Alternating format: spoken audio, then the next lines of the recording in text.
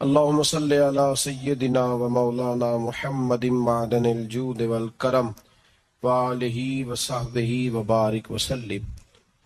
تمام تعریفیں اللہ تبارک و تعالی جل مجدہ الکریم کے لیے، ہر قسم کے درود و سلام نبی رحمت سید عالم صلی اللہ تعالی علیہ وسلم کی ذات والا صفات کے لیے حمد و صلات کے بعد سورۃ المائدہ کی آیت نمبر 35۔ یہ قرآن مجید کا چھٹا پارہ ہے۔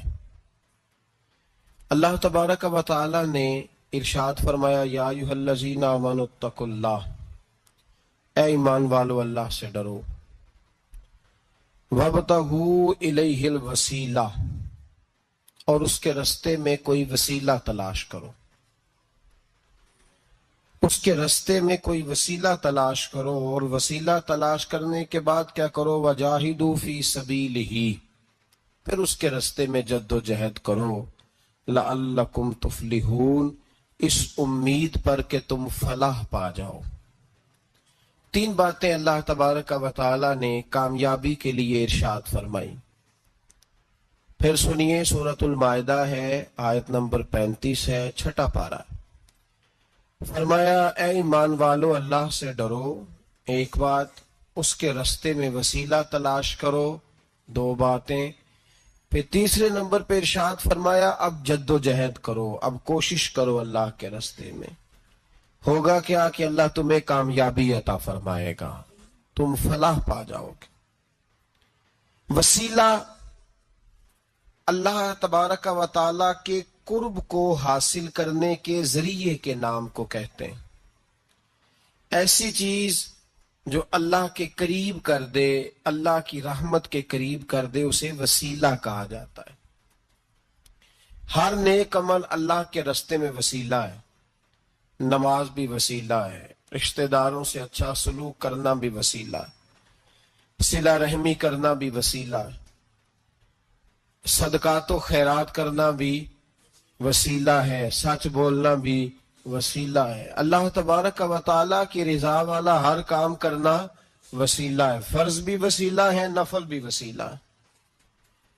اگر اعمال اللہ کی بارگاہ میں وسیلہ ہے تو اللہ کے اولیاء بھی اللہ کی طرف وسیلہ ہے، اہل بیت بھی وسیلہ ہے، صحابہ بھی وسیلہ ہے، اور رب کریم کی بارگاہ میں سب سے بڑا وسیلہ رسول پاک کی ذات والا صفات ہے۔ سب سے بڑا وسیلہ حضور کی ذات، سب سے بڑا وسیلہ، سب سے بڑا وسیلہ اللہ تبارک و تعالیٰ کے محبوب کی ذات ہے، اس میں کوئی گنجائش نہیں۔ حدیث پاک سنیے، میرے رسول پاک سید عالم صلی اللہ علیہ وسلم نے فرمایا، بنی اسرائیل کے 3 لوگ تھے، نیک آدمی تھے، سفر پہ جا رہے تھے تو بارش تیز آ گئی، صحیح بخاری کی حدیث ہے، تیز بارش آئی، ایک غار میں پناہ لی بارش سے بچنے کے لیے۔ اچانک طوفان آیا تو ایک پتھر لڑک کر غار کے منہ کے آگے گر گیا، اندھیرا چھا گیا اندر، اندھیرا، طوفان ہے، پریشانی ہے۔ میرے حبیب پاک علیہ السلام فرماتے جب اندھیرا دم گھٹنے لگا، اندھیرا ہونے لگا، پریشان ہونے لگے، ایک بولا، کہنے لگا اگر زندگی میں کوئی نیک کام کیا ہے تو اس کو یاد کر کے دعا مانگو، اللہ کرے ہم سے کوئی نیک کام ہو جائے۔ جو ہوتے ہیں اس میں بھی ریاکاری ہوتی ہے، اس میں بھی ملاوٹ ہوتی ہے۔ کوئی نیک کیا ہے تو دعا مانگ لو۔ ایک نے ہاتھ اٹھائے، اور دعا کیسے مانگی؟ اللہ اکبر، عرض کرنے لگا، اے اللہ تو جانتا ہے میں نے بکریاں رکھی ہیں، میں دودھ دھو کے بیچتا ہوں، میرے بیٹے بھی ہیں، بیٹیاں بھی ہیں، اولاد بھی ہے، اور میرے پاس لوگ دودھ خریدنے بھی آیا کرتے تھے، پر اللہ میرے بوڑھے ماں باپ ہیں، میں نے اپنی زندگی کا طریقہ بنایا ہے جب تک ابا جی دودھ نہیں پیئیں گے کسی کو نہیں ملے گا، جب تک میری بوڑھی ماں کے لبوں سے دودھ نہیں لگے گا کسی کو نہیں ملے گا۔ اے اللہ وہ رات بھی تو جانتا ہوگا جب میں دیر سے آیا، دودھ دھویا تو ماں باپ سو چکے تھے، عرش کے مالک تو بھولا نہیں کرتا، تو بھولنے سے پاک ہے، میرے رب میں دودھ کا پیالہ لے کے ساری رات کھڑا رہا ماں باپ کے سرانے، نہ میں نے دودھ بیچا، نہ میں نے بچوں کو دیا، آدھی رات کے بعد ان کی آنکھ کھلی, انہوں نے دودھ پیا. اے اللہ میری اماں بھی مجھ سے بڑی راضی ہوئی, میرا باپ بھی بڑا راضی ہوا. مالک اگر وہ عمل واقعی تجھے قبول ہے تو اس مصیبت سے نجات دے دے. میرے نبی پاک علیہ السلام فرماتے اس نے یہ وسیلہ دے کے دعا مانگی تو اللہ نے پتھر سرکا دیا. پہلے روشنی نہیں آ رہی تھی, اب روشنی آنی شروع ہو گئی. پتہ چلا جو زندگی میں روشنی چاہتا ہے وہ ماں باپ کی نوکری کرے, جو زندگی میں روشنی چاہتا ہے وہ ماں باپ کی بلے شاہ تو آسمانی اڈدیاں پھڑنا ہے, اور جڑا گھر بیٹھا انہوں پھڑیا ہی نہیں. ان کی نوکری کرو روشنی ملے گی. دوسرا بولا, اس نے کہا اے اللہ تجھے پتہ ہے میں نے کئی لوگ مزدوری پہ رکھے ہوئے ہیں. ایک شخص مزدوری کرتا تھا تو کچھ کلو کچھ سیر چاول, کچھ چاول اس کی مزدوری بنے. مثال دے کے سمجھاتا ہوں, 10,000 کے چاول اس کی مزدوری بن گئے. میں نے اس کو کہا مزدوری لے لے تو وہ ناراض ہو کے چلا گیا ناراض ہو کے. لیکن اے اللہ میں نے اس کا مال کھایا نہیں, میں نے مزدور کا حق رکھا نہیں. اے اللہ میں نے 10,000 علیحدہ کر دیا, وہ چاولوں کی قیمت میں نے علیحدہ کر دی. جب میں کاروبار کرتا تو میں نے اس کا پیسہ انویسٹ کر لیا, پھر اس پیسے سے میں کماتا رہا. ایک وقت آیا کہ زمانے بیت گئے, وہ 10,000 10 لاکھ یا یوں سمجھ لے 10 کروڑ ہو گیا. کئی گائیں, کئی اونٹ, کئی پلاٹ آ گئے. اے اللہ کئی زمانے کے بعد وہ مزدور لوٹا اور کہنے لگا صاحب میں غریب ہو گیا ہوں, تنگ دستی آ گئی ہے, بوڑھا ہو گیا ہوں, وہ میرے پیسے تو دے دیں. تم اے اللہ میں بے ایمان نہیں ہوا, ایک رتی برابر بھی میرے دل میں میل نہیں آئی. میں نے کہا یہ اتنی درجن گائیں تیری, یہ اونٹ تیرے, یہ پلاٹ تیرے. وہ کہنے لگا تو مجھ سے مذاق کرتا ہے, میرے تو تھوڑے سے چاول تھے, یوں سمجھ لے 10,000 کے اور اتنا کچھ. میں نے کہا وہ تیرے پیسے تو ناراض ہو کے چلا گیا, میں نے ڈھونڈا تو ملا نہیں. وہ تیرے پیسے میں نے انویسٹ کیے تو آج یہ سارا سرمایہ اسی کا ہے. اے اللہ وہ بوڑھا مزدور جب اتنی گائیں ملی, اتنے اونٹ ملے, اتنے اسے پلاٹ ملے تو وہ روتا دعائیں دیتا گیا. اے اللہ اگر تجھے میرا وہ عمل قابل قبول ہے تو اس مصیبت سے نجات عطا فرما. میرے نبی پاک سید عالم صلی اللہ علیہ وسلم فرماتے پتھر تھوڑا اور ہٹ گیا. اب تیسرا بولا عمل کا وسیلہ دے کے, او بھائی کوئی عمل بچا کے رکھ, کچھ کر لے, کچھ زندگی میں اکٹھا کر لے. کوئی تو ایسا عمل ہو جب قیامت آئے تو مصیبت سے بچ سکے, تو قبر میں مصیبت سے بچ سکے, تو دنیا میں مصیبت سے بچ سکے. میرے رسول پاک سید عالم صلی اللہ علیہ وسلم فرماتے تیسرا بولا, کہنے لگا اے اللہ تو جانتا ہے میں جوان, میں رانا, میں حسین, مجھے عورتیں دعوت دیتی تھی, اپنی طرف مائل کرتی تھی, لیکن میں کسی پر نہ دیکھتا. بس ایک چچا کی بیٹی پہ میں عاشق ہو گیا, اس کے میں قریب جانے لگا, بلانے لگا. 100 دینار بھی اکٹھے کیے اس کو دینے کے لیے. ایک ایسا وقت آیا کہ وہ راضی بھی ہو گئی. اے اللہ تنہائی بھی آ گئی. یوں سمجھ لو کہ میں جوان بھی, حسین بھی, مالدار بھی, میں چاہوں تو ایک دن میں 4 دفعہ میں بدکاری کر سکتا تھا. اے اللہ ساری خوبیاں تھیں. وہ بی بی میرے پاس آئی, کمرہ, تنہائی, کوئی دیکھنے والا نہیں تھا. جب میں اس کے قریب جانے لگا تو وہ عورت کہنے لگی تو رب سے ڈر جا, رب سے ڈر جا, رب سے ڈر جا. اے اللہ طاقت بھی, جوانی بھی, حسن بھی, مال بھی, میں سب کچھ کر سکتا تھا پر تیری لیے. اور اگر مسلمان ہوگا تو کہے گا اے اللہ تیرے رسول کے لیے. اے اللہ مدینے والے چاند کی بات مان کے, اے اللہ آمنہ کے معصوم کی بات مان کے, اے اللہ جناب فاطمہ الزہرا کے ابا کی بات مان کے میں نے اپنے نفس کی خواہش کو کچلا, اور کچل کر کے میں نے وہ گناہ نہیں کیا, اس کو آزاد کر دیا. اگر وہ عمل تیری بارگاہ میں قبول ہے تو نجات دے دے. میرے نبی پاک فرماتے ہیں بس دعا ختم ہوئی تو اللہ نے پہاڑ دور پھینک دیا, اللہ نے نجات دے دی. اللہ کرے میری ملت کے جوان کو بھی یہ نیکی نصیب ہو جائے. اللہ کرے ماں باپ کی خدمت کرنے والے بن جائیں، اللہ کرے ہم مزدوروں کا حق دینے والے بن جائیں، اللہ کرے ہم بے ایمانی دھوکے بازی کو چھوڑ دیں۔ اگر کوئی ایسا عمل ہوگا تو اللہ دنیا میں بھی نجات دے گا مشکلوں سے، قبر میں بھی اللہ نجات عطا فرمائے گا، قیامت میں بھی اللہ۔ عمل کا وسیلہ دینا رب کی بارگاہ میں جائز ہے، بولیے اللہ کے ناموں کا وسیلہ دینا جائز ہے۔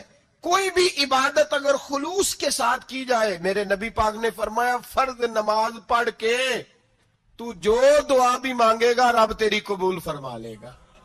فرض نماز پڑھ کے جو دو دعا بھی مانگے گا اللہ تیری، اس کا مطلب ہے اعمال کی برکت سے اللہ دعائیں قبول کرتا ہے، اللہ دعائیں قبول۔ بس پھر وہی دعا کرتا ہوں اللہ ہمیں خلوص والے عمل کی توفیق عطا فرما۔ اچھا یاد رکھیے گا، مظفر وارسی کہا کرتے تھے کہ چلے نہ ایمان دو قدم بھی اگر تیرا ہم سفر نہ ٹھہرے۔ یا رسول اللہ اگر آپ کو ساتھ نہ لوں تو میرے ایمان کی گاڑی دو قدم بھی نہیں چل سکتی۔ اور حضور قبر حشر آخرت تو وسیلہ علیحدہ چیز ہے نا، میں تو زندگی کے شب و روز گزارنے کے لیے آپ کا محتاج ہوں، آپ کے بغیر، آپ کی سنت و شریعت کے بغیر میری زندگی بھی نہیں گزرتی۔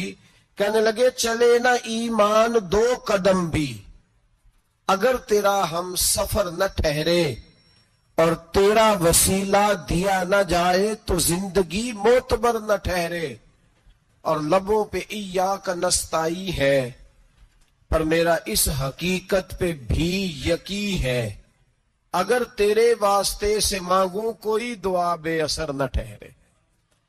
نبی پاک بھی وسیلہ ہے، نیک اعمال بھی وسیلہ ہے۔ دو تین قسم کے گروہ پیدا ہو گئے ہیں امت مسلمہ میں۔ یہ وابتغوا الیہ الوسیلہ کے تحت شاہ ولی اللہ صاحب محدث دہلوی رحمت اللہ تعالی علیہ جو امت مسلمہ کے متفقہ امام ہیں، تمام مسالک جن کا احترام کرتے ہیں، شاہ ولی اللہ صاحب نے لکھا ہے کہ وابتغوا الیہ الوسیلہ سے مراد یہ ہے کہ اللہ فرماتا ہے اکیلے نہ آ جانا، کسی مرشد کامل کا دامن تھام کے آنا، ایسے اکیلا نہ آ جانا کہ تیرا کو وارث ہی نہ ہو، کسی کا دامن تھام۔ اب دو تین جماعتیں پیدا ہو گئیں، ایک سرے سے قائل ہی نہیں وسیلے کے، وہ کہتے ہیں جی نماز کا وسیلہ دے لو، روزے کا وسیلہ دے لو، حج کا وسیلہ دے لو، نبی پاک کا نہ دینا۔ وہ خدا کے بندو، نماز کا وسیلہ دینا درست ہے، میں نے شروع میں کہا کہ یہ بھی وسیلہ ہے، لیکن نماز پتہ نہیں قبول ہے کہ نہیں قبول۔ روزے کا وسیلہ دینا درست ہے پر پتہ نہیں وہ قبول ہے کہ نہیں۔ حج کا وسیلہ دینا حرج نہیں، دینا چاہیے، لیکن پتہ نہیں ہمارے حج ٹوٹے پھوٹے ہیں، قبول ہے کہ اس رسول کا وسیلہ کیوں نہ دیں جو ہر حال میں اللہ کی بارگاہ میں قبول ہی ہے، ہر حال میں اللہ کی بارگاہ میں۔ بلکہ اعلیٰ حضرت فرماتے ہیں بخدا خدا کا یہی ہے در، نہیں اور کوئی مفر مکر، جو وہاں سے ہو یہیں آ کے ہو، جو یہاں نہیں تو وہاں نہیں۔ تو یاد رکھیے گا نبی پاک کا وسیلہ سب سے معتبر وسیلہ ہے۔ اب لوگ اس جھگڑے میں پڑ گئے اور جتنی جتنی تعلیم عام ہوتی جاتی ہے لوگ دروازہ رسول سے دور ہوتے چلے جا رہے ہیں، بجائے اس کے کہ محبت رسول بڑھتی، نبی پاک کا قرب بڑھتا اور ہم بھی بادشاہ لوگ ہیں، جس مرضی کی بات ہم سننی شروع کر دیتے ہیں۔ اور خدا کے بندو سنو، زندگی نبی پاک کے بغیر نہیں گزر رہی تو قبر حشر میں حضور کے بغیر کامیابی کیسے ہوگی؟ یاد رکھیں اور سمجھیں اس بات کو، اور اپنے عقیدے کو پہاڑ سے زیادہ تگڑا بنائیں۔ اس میں کوئی شک نہیں کہ نیک اعمال بھی وسیلہ ہیں، پر بھائی مجھے تو اپنی نماز پر اعتبار نہیں، اس لیے کہ میں خلوص سے پڑھتا ہی نہیں، کئی جگہوں پہ کمی محسوس ہوتی ہے، کئی جگہوں پہ نقص محسوس ہوتے ہیں۔ روزے رکھے ہیں، ہمیشہ سے رکھ رہے ہیں، لیکن کوئی ایسا مان اور بھروسہ نہیں کہ بخشوائیں گے۔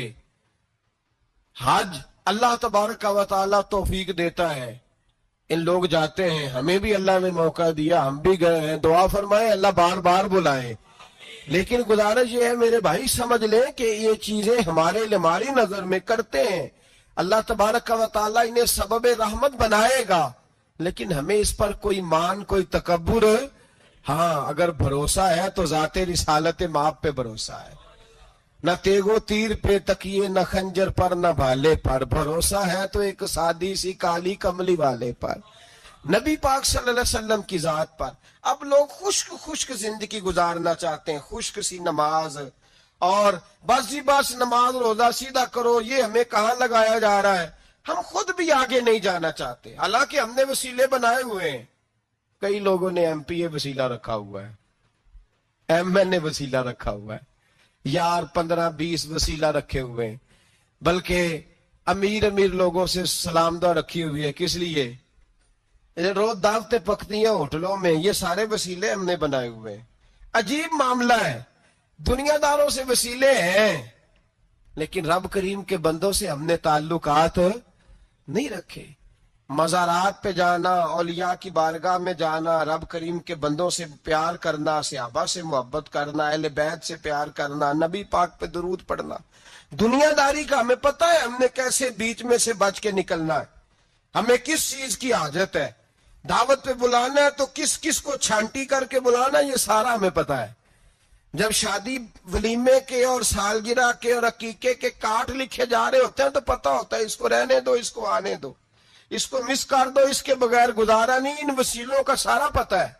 اللہ رسول کے وسیلے کی بات آتی ہے تو ہم بھی فتویٰ پوچھنے چلے جاتے ہیں، ہم بھی تفصیلات پوچھتے ہیں۔ ادھر ادھر نہ جا، یاد رکھ بغیر مصطفیٰ کے تیرا کوئی کام نہیں چل سکتا، بغیر نبی پاک کے تیری زندگی گزر سکتی سوال ہی نہیں پیدا ہوتا۔ یہ وسیلہ ضائع نہ کر بیٹھنا، ایسے کسی کی بات میں نہ آ جانا۔ یہ ایمان ہے، یہ ایقان ہے، یہ لذت ہے، یہ حسن ہے، یہ سرمایہ ہے، کسی جگہ اس میں کوتاہی نہ کر لینا، ایک ذرہ برابر تیرے دل میں نقص نہ واقع ہو جائے۔ یاد رکھنا نیک اعمال بھی وسیلہ ہے۔ اللہ کرے کہ ہمارے عمل ایسے ہوں کہ اللہ کی بارگاہ میں قبول کیے جائیں۔ اللہ کرے کہ ہمارے عمل ایسے، اعمال کا وسیلہ دینا 100% جائز ہے۔ اگر یہ والا وسیلہ جائز ہے تو بتائیے نبی پاک کا وسیلہ جائز نہیں؟ عمل میں تو کوئی کوتاہی ہو سکتی ہے لیکن حضور کی وجاہت میں کوئی کوتاہی ہو سکتی، نبی پاک کی رحمت میں کوئی کمی ہو سکتی۔ ادھر سنو، ایک پہلو ذرا گہرائی سے، ایک بات عقیدے کی اس کو یاد رکھنا، اللہ کو کوئی بندہ نہ مجبور نہیں کر سکتا کہ ہم نے نبی پاک کو لا کے کھڑا کر دیا ہے تو اللہ مجبور نہیں ہو گیا۔ یہ سمجھ لیں، اللہ مجبور ہے، ایک مجبور ہوتا ہے، ایک پیار ہوتا ہے۔ ان دونوں چیزوں میں اللہ کو اپنے رسول سے پیار ہے۔ نبی پاک فرماتے ہیں میں دعا کرنے گیا، اے اللہ میری امت پہ قحط نہ آئے، اللہ نے فرمایا حبیب نہیں آئے گا۔ اے اللہ میری امت کے چہرے نہ بدلیں، گناہ کرے تو مسخ نہ ہو، حبیب نہیں بدلیں گے۔ حضور فرماتے ہیں میں نے ہاتھ اٹھایا کہ اللہ یہ آپس میں لڑے نہ، توجہ کرنا جملوں پہ، اے اللہ یہ آپس میں لڑے نہ۔ اللہ یہ بھی کہہ سکتا تھا حبیب یہ نہیں قبول کرنی دعا، اللہ بے نیاز ہے نا، چاہے قبول کرے اور چاہے، توجہ کرو غور کرو بات پہ، اللہ چاہے تو قبول کرے، چاہے تو، اے اللہ میری امت لڑے نہ، تو یہ نہیں فرمایا حبیب قبول نہیں کرتا، کہ محبوب یہ دعا مجھ سے مانگ ہی نہ، اے حبیب تو دعا مانگ، تو مانگے میں قبول نہ کروں، یہ ہو نہیں سکتا، اس طرح کر یہ دعا مجھ سے۔ نبی پاک نے منافقین کے لیے دعا کرنی چاہیے کہ اے اللہ، اے مولا تو مہربانی فرما، اے اللہ کرم فرما، منافقین کو بھی بخش دے۔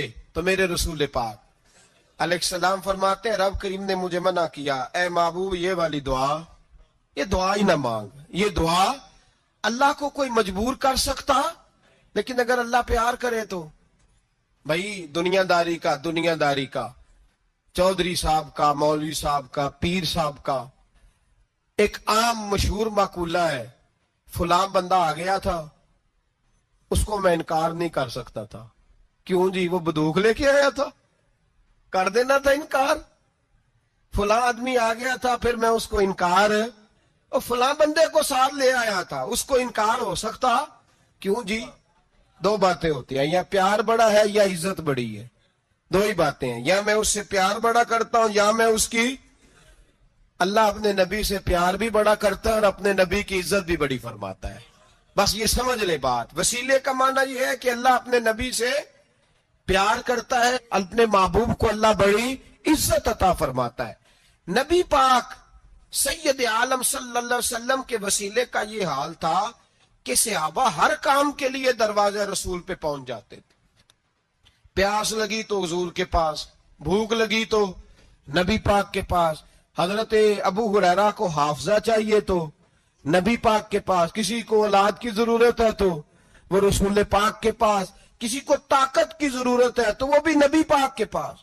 ہر آدمی جاتا تھا، انہیں پتا تھا دیتا خدا ہی ہے پر وسیلہ مصطفیٰ دیتا ہے صلی اللہ علیہ. اور حضور نے فرمایا انما انا قاسم، بخاری مسلم میں فرمایا میں تو بانٹنے والا ہوں، میں قاسم ہوں، میں قاسم ہوں. واللہ یؤتی، ہاں عطا کرنے والا اللہ ہے، میں قاسم ہوں اور دینے والا اللہ ہے. صحابہ ہمیشہ نبی پاک کے واسطے سے دعا مانگتے، انہیں پتا تھا اگر تیرے واسطے سے مانگوں تو کوئی دعا بے اثر نہ ٹھہرے. ترمذی شریف، ابن ماجہ، دیگر تمام کتب میں امام احمد نے اپنی مسند میں نقل کیا. حضرت عثمان ابن حنیف کہتے ہیں میں نبی پاک کے پاس بیٹھا تھا تو ایک نابینا صحابی آئے، عرض کرنے لگے یا رسول اللہ صلی اللہ علیہ وسلم میں نابینا ہوں، میرے لیے دعا کریں اللہ مجھے آنکھیں عطا فرمائے، دعا کریں. اب حضور نے پتا کیا کہا؟ نبی پاک نے فرمایا دو باتیں، یا تو صبر کر لے یا میں دعا کر دیتا ہوں. صبر کرے گا تو اللہ جنت دے گا، یا تو صبر کر لے یا میں. صحابی بڑے پیارے تھے، کہنے لگے یا رسول اللہ جنت تو اللہ اپنے فضل سے دے گا ہی، میں نے نہیں صبر کرنا، مجھے آنکھیں چاہیے اور پھر یہاں آ کے صبر کروں، این خزانے کے پاس جا کے صبر کروں. حضور میں نہیں صبر کرتا، اب دعا کریں. نبی پاک نے دعا سکھائی، فرمایا 2 نفل پڑھ جا کے اور 2 نفل پڑھ کے میرے وسیلے سے دعا کر. کیا کر؟ اللہ سے کہ اللہ میں تیرے پاس تیرے رسول کا وسیلہ لے کے آیا ہوں. اور پھر کہنا یا محمد انی توجہت الیک، کہنا ہے محمد صلی اللہ علیہ وسلم میں آپ کے وسیلے سے اللہ کی بارگاہ میں حاضر ہوں. اور پھر اللہ سے کہنا کہ اے اللہ تو اپنے نبی کی سفارش میرے حق میں قبول فرما. کون سکھا رہا ہے؟ بولیے کس کو؟ بولیے. کہا جا میرے وسیلے سے جا کے دعا کر. حضرت عثمان کہتے ہیں وہ چلے گئے، 2 نفل پڑھے، حضور کے وسیلے سے دعا مانگی. فرماتے ہیں وہ چلے گئے پر ہم کوئی نہیں گئے. آپ کیوں نہیں گئے؟ تو صحابہ کا نظریہ بتاتا ہے کہ وہ گئے اس لیے نہیں کہ ہم حضور کا معجزہ دیکھ کے ہی جائیں گے. کہتے ہیں ہم گئے نہیں. تھوڑی دیر گزری تو وہ صحابی جو اندھے گئے تھے جب واپس آئے ہیں تو اللہ نے انہیں آنکھیں عطا فرما دی. گئے تھے تو نابینا تھے، آئے تو بینا ہے.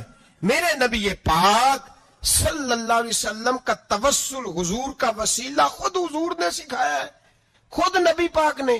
اور صحابہ کرام علیہم رضوان اس مزاج پر پورے عامل تھے.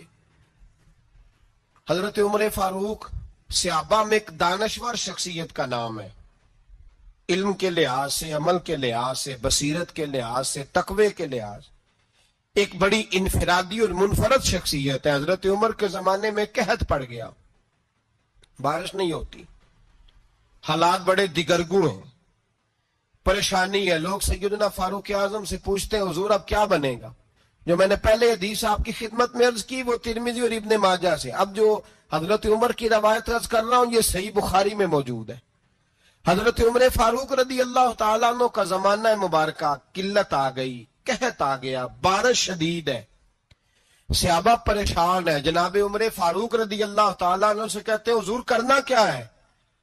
حضرت عمر پہلے تو خاموش رہے، پھر حضور کے چچا جناب عباس کو بلایا، کوئی بات نہیں کی. جناب عباس کا بازو پکڑا اور کھلے میدان میں لے گئے. حضرت عمر دعا کرتے ہیں اور پوری امت کو دعا کا طریقہ بتلاتے ہیں. حضرت عمر کہتے ہیں اگر قبول کرانی ہے تو یہ طریقہ اختیار کرو، اگر اللہ کی بارگاہ میں دعاؤں کو مستجاب کرانا ہے تو یہ رنگ ہے جو امت مسلمہ کو میں سکھا رہا ہوں۔ حضرت عمر نے جناب سیدنا عباس رضی اللہ تعالیٰ عنہ کو کھڑا کیا سامنے اور دعا فرمائی، اللہم انا نتوسل الیک بنبیک، اے اللہ ہم تیری بارگاہ میں تیرے نبی کے وسیلے سے دعا کرتے ہیں، فتسکینا، ہمیں بارش عطا فرما، ہمیں کس کے وسیلے سے؟ حضور، اور پھر کہا اللہم انا نتوسلک بام نبیک، اے اللہ ہم نے اپنے نبی کے چچا کے وسیلے سے بارش عطا فرما، اے اللہ ہمیں اپنے رسول کے چچا کے وسیلے سے، حضرت عباس کے وسیلے سے بارش دے۔ صحابہ کہتے ہیں جب ہم گئے تھے دعا مانگنے تو خشک سالی تھی، اور جب گھروں کو آ رہے تھے تو ہمارے کپڑے بارش سے بھیگ چکے تھے۔ اللہ نے بارش عطا کس کے وسیلے سے؟ حضرت عباس۔ اچھا یہ بات یہاں قابل غور ہے، حضرت عمر کے وسیلے سے بھی دعا ہو سکتی ہے، دعا سیدنا عمر فاروق کے وسیلے سے بھی، لیکن حضرت عمر رضی اللہ تعالیٰ عنہ نے نبی پاک کے چچا، چونکہ حضرت عباس جب آیا کرتے تھے تو حضور کھڑے ہو کے استقبال فرماتے تھے آپ کو دیکھتا ہوں تو مجھے اپنے والد کی یاد آتی۔ حضرت سیدنا عمر نے بتلایا کہ میں اس کو لے کے جا رہا ہوں جو نبی پاک کے زیادہ قریب ہے، جو حضور کے زیادہ قریب ہے، ان کے وسیلے سے دعا فرمائی۔ امت کو کیا درس دیا؟ فرمایا جو بھی حضور کے قریب ہو اس کے وسیلے سے دعا کرو، اللہ تمہیں آسانیاں نصیب فرمائے گا۔ اب ہمارا حال یہ ہے، انتشار ہے، اختلاف شک کی شک ہے، پریشانی واضح حدیثیں موجود ہیں۔ میں آج ایک صاحب کو پڑھ رہا تھا، پتہ نہیں لوگ کیوں پریشانی کا شکار ہیں، کیوں لوگ اس آزمائش کا شکار ہیں، کہتے ہیں جی وسیلہ نہیں دینا چاہیے، سیدھا نیک عمل کرو۔ او میرے بھائی، میں نے کہا کہ اللہ کسی وسیلے کا محتاج، اللہ محتاج نہیں، لیکن اس کی عادت ہے وہ وسیلے کو